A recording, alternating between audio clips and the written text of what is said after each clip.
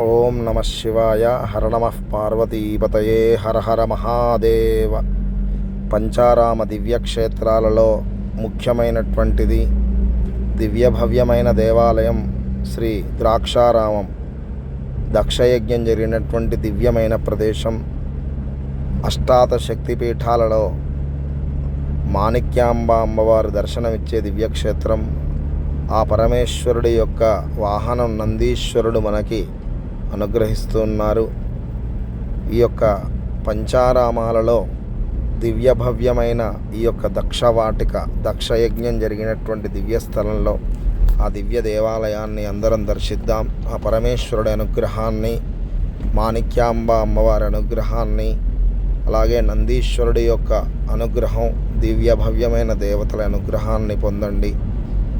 పరమ పవిత్రమైన పరమేశ్వర అనుగ్రహం పొందగలరు. ఓం నమ శివాయ.